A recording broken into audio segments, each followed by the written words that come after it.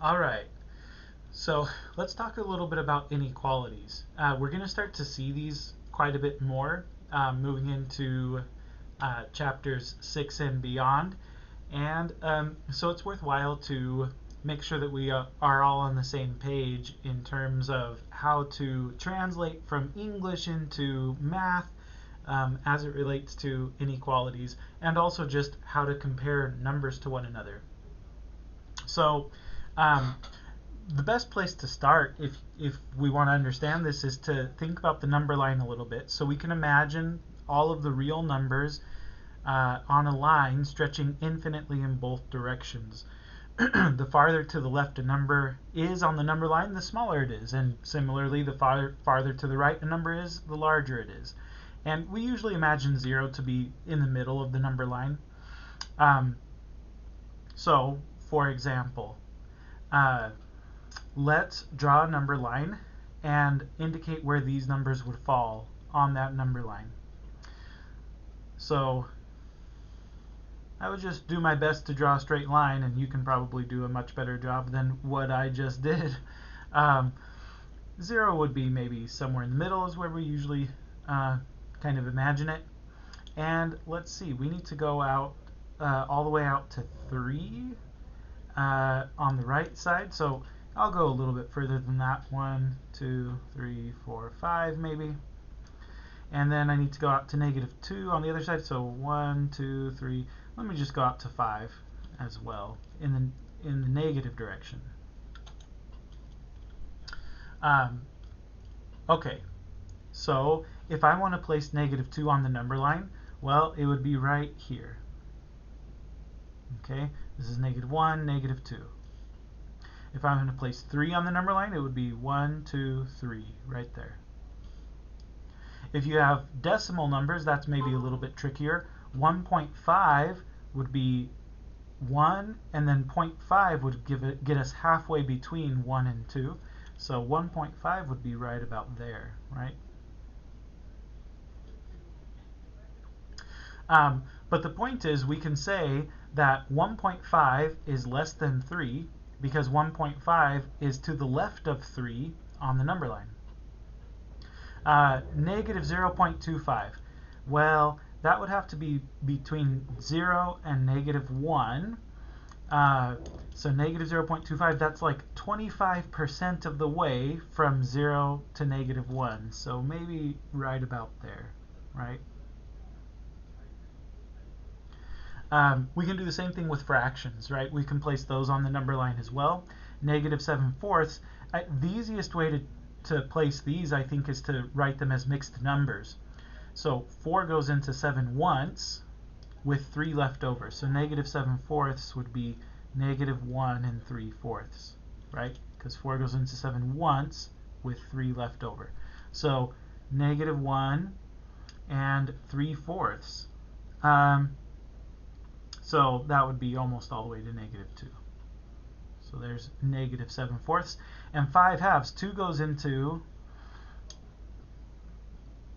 5 twice with 1 left over. So this would be 2 1/2. 1, 2 1/2, right about there. Anyway, so we could say something like -3 is less than -0.25, or we could say -7/4 is greater than -3, right? We could also say, of course, 1.5 is greater than -0.25, right? Anyway, so that's how we kind of imagine this scenario, and that's how we compare numbers, right? So we use an equal sign or inequality signs, less than, greater than, less than or equal to, greater than or equal to describe the relationship between two numbers. If a and b are exactly the same number, then we just write a equals b. If a is smaller than b, in other words, if a is to the left of b on the number line, here's a picture, right? So if we have this scenario where a is to the left of b on the number line, then we write a is less than b. Now these symbols are sometimes confusing to students, these inequalities, but they shouldn't be. They look exactly like what they mean. So notice that this symbol here is pointing toward A. So the smaller part of the symbol is pointing toward A, and that indicates that A is the smaller number. And likewise, the larger part of the symbol is pointing toward B. It's opening up toward B, and that indicates that B is the larger number. And so this means that A is less than B. If you're reading it from left to right, if you read it from right to left, you would say B is greater than A. And that's also perfectly fine, right? Both of those things, they mean exactly the same thing. What they mean is this, right? That A is to the left of B on the number line. If A is larger than B, in other words, if A is to the right of B on the number line, so that you've got this scenario,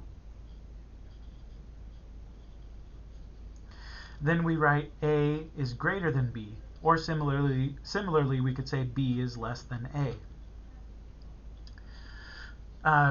We could also encounter these symbols. This one is less than or equal to, and this one is greater than or equal to. And we'll talk about those a little bit more in a second. What I want to do for right now is to practice comparing numbers. Now when you've got whole numbers like 2 and 5, it's pretty easy. 2 is smaller than 5, and so we would write 2 is less than 5. If the numbers are negative, maybe it's a little bit trickier, but again, it's helpful to think of the number line, right? So if you think of the number line, if zeros may be here, -2 would maybe be there, and -5 would be further out. So we would say -2 is greater than -5. Okay, because -2 is to the right of -5 on the number line. So even though 5 is bigger than 2, -2 is bigger than -5. When the numbers are decimals, the same rules apply. 0.2 is less than 0.5. The only thing that could get tricky is if the number of decimal places of the two numbers that you're comparing doesn't match. Because in this case it might look like we're comparing 2 and 5, but really 0.2 is the same thing as 0.20. So if we rewrite our decimal numbers so that if we add zeros to the end of them so that they have the same number of decimal places, notice that now this has 2 decimal places and this also has 2 decimal places, then it becomes more clear that what we're really comparing here is 20 and 5. And 20 is bigger than 5, right? Here I've already said 0.2 is the same thing as 0.20. This is something we've talked about in the past already. Okay. If we wanted to compare 0.2 and 0.02, this one has 2 decimal places and this one only has 1, so I'm going to add a 0 to this one so that now they both have 2 decimal places. And it's pretty clear that I'm comparing 20 to 2. 20 is bigger than 2.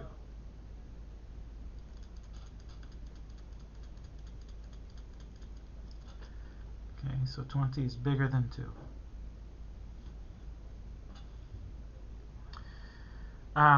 Okay, so go ahead and pause the video and finish out the rest of them, and I will put my solutions in and check in with you in a second. But go ahead and pause, and I'm going to work out my solutions. Okay, so I'm going to give you my answers. Here we go. 0.574 is less than 0.575. 0.574 is greater than 0.564. 0.9 is greater than 0.84. 0.754 is less than 0.87, but it's greater than 0.67. So these are the answers that you should come up with on these problems.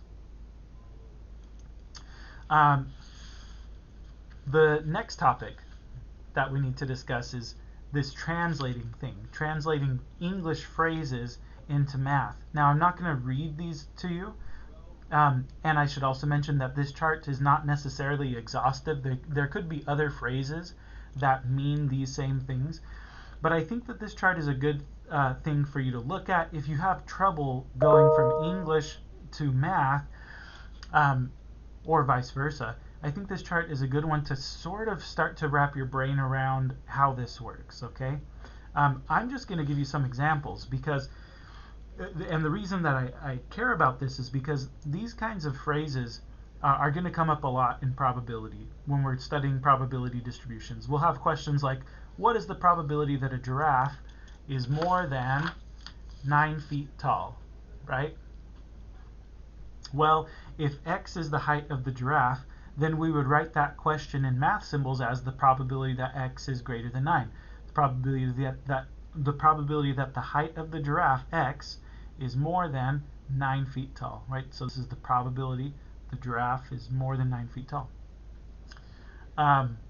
So I'm going to walk you through a bunch more examples of this. We're asked to translate the statement into math symbols and use x to represent the quantity being described and p for probability as necessary. Some of these won't require us to use probability. But part A says, my car gets more than 25 miles per gallon. So I'll use x to represent the miles per gallon that my car gets, right? And I'm told that it gets more than 25 miles per gallon. So x would be greater than 25. If I see something that says my car gets no more than 25 miles per gallon, that additional word no really changes the meaning of this. We're saying now my car gets no more than 25 miles per gallon. That means that 25 miles per gallon is the maximum that it gets. So it's either 25 or less, right? So x is less than or equal to 25. Okay, go ahead and give the video a pause and see if you can do parts C and D, and then I'll check in with you.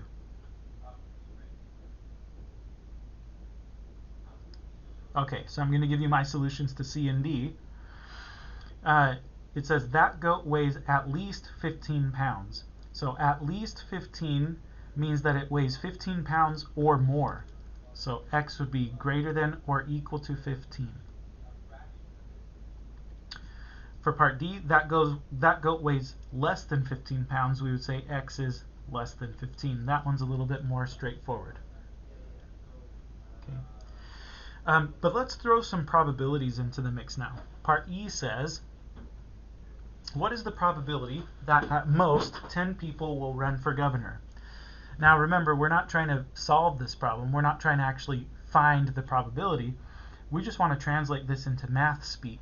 So what is the probability that at most 10 people will run for governor? Well, we would write this down as probability that x, right, the number of people running for governor, is at most 10.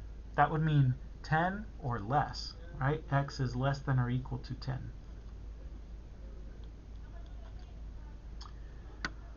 For part F, it says the probability that fewer than 7 cell phones are defective is 0.752. So the probability that the number of defective cell phones, x, is fewer than 7, less than 7, is 0.752. So that one you actually are given the answer to the probability question.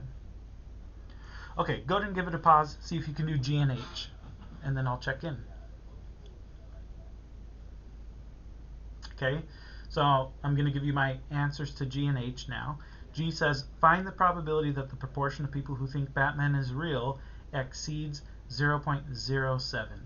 So we want to find the probability that the proportion of people who think Batman is real, x, exceeds 0.07. So that is greater than 0.07. Okay. And then finally part H, there is a 0.138 probability that no fewer than, that no fewer than 17 inches of rain will fall tomorrow. Okay, so the probability that the number of inches of rain, x, is no fewer than 17. That means that it's 17 or more, right? Greater than or equal to 17. So the probability that the number of inches of rain is greater than or equal to 17 is 0.138. Okay, so hopefully this makes sense to you, and you'll have an opportunity to practice this a little bit in the My Lab homework. But I will leave it there for now. And as always, you're welcome to send me an email, ask me questions if there was something here you didn't understand.